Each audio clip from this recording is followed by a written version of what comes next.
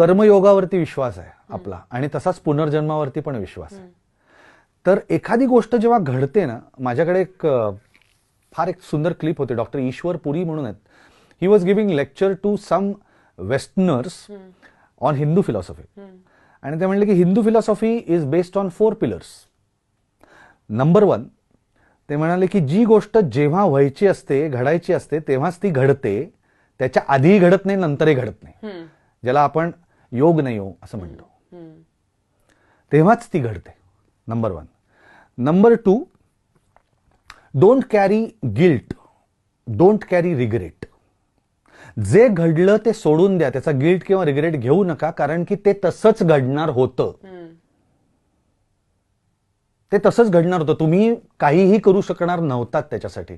त्यामुळे मी असं करायला पाहिजे होतं, मी असं वागलो असतो तर हे झालं, ते तसंच होणार होतं. So don't carry guilt, don't carry regret.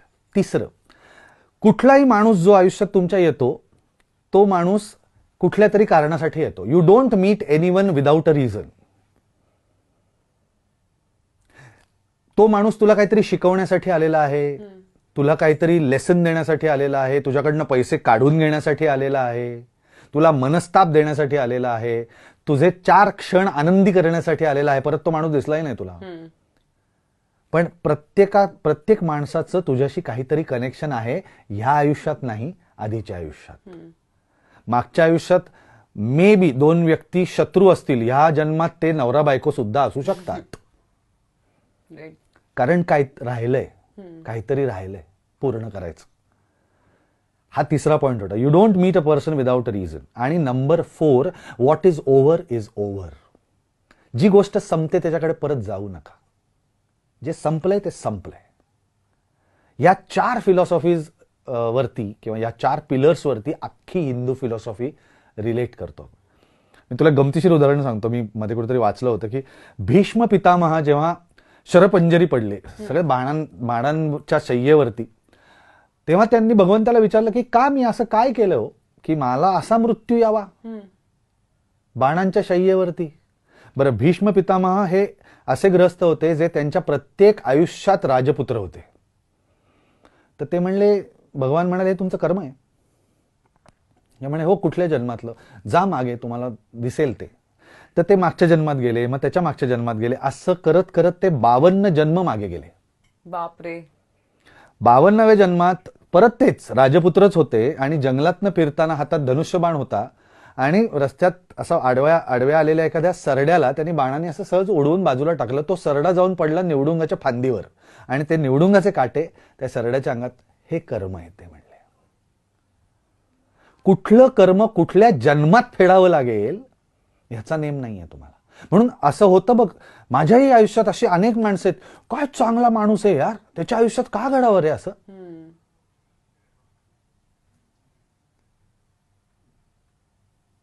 माझा एक मित्र आहे, he lost his 10 year old son, then he lost his wife at the age of 38 का 40. का व्हावं? अत्यंत उत्तम माणूस आहे, अत्यंत मदत करणारा माणूस आहे, अत्यंत हुशार माणूस आहे. असं होतं बघ आपल्या आजूबाजूला. का रे त्याच्याच बाबतीत असं का घडलं? ह्या जन्मातलं नाही आहे ना बाबा. आपण बघतो की दुर्दैवाने एखाद्याला खूप म्हणजे खरंच I feel really bad, so unfortunate that लोकांना मेंटली हँडिकॅप मुलं होतात. त्या आई वडिलांकडे बघितल्यावर वाटतं काय माणसं आहेत यारी, का त्यांच्या नशिबी असं आलं, का त्यांना एक छान गुणवंत मुलगा किंवा मुलगी नाही पदरात टाकली देवानी. ह्या जन्मातलं नाहीये ना ते. हा, ते ह्या जन्मात पुण्य कमवतायत जे पुढे उपयोगी येईल. पण ते आधीच आहे ते कुठेतरी कंप्लीट करायला लागतं ना सर्कल. ते कम्प्लिशन आहे. म्हणजे मला कायम असं मला विचार पडायचा तेव्हा की पण हे सगळं वाचल्यानंतर मला ते सगळं चित्र क्लिअर झालं की अच्छा असं आहे. कारण आपल्याला खूप वाईट वाटतं बघ की एखादा चांगला माणूस आणि चांगल्या माणसाच्या आयुष्यात वाईट घडलं की आपल्याला वाईट वाटतं, पण त्याचा आपण विचार नाही करत. तर त्याची उत्तरं मला मिळाली की ह्या आयुष्यातलंच नाहीये रे ते, सो डोंट वरी. माझे खूप चांगले आमचे फॅमिली फ्रेंड्स आहेत, अत्यंत परोपकारी, सगळ्यांना मदत करणारे. 30व्या वर्षी मुलगा गेला. का? पुत्रशोक तर कोणालाही नसावा. तर ह्या सगळ्या ज्या गोष्टी आहेत ना, या जेव्हा आपण त्याचे अर्थ शोधायला लागतो तेव्हा ते अर्थ आपल्याला कर्मयोगात मिळतात. की कर्म आधीची तर पूर्ण करा. आणि म्हणून आपण जे आपले संस्कार जे आहेत ना, चांगलं वाग, कोणाला दुखू नको, कोणाशी वाईट वागू नको, कोणाला फसवू नको, ते का? It will help in the next life.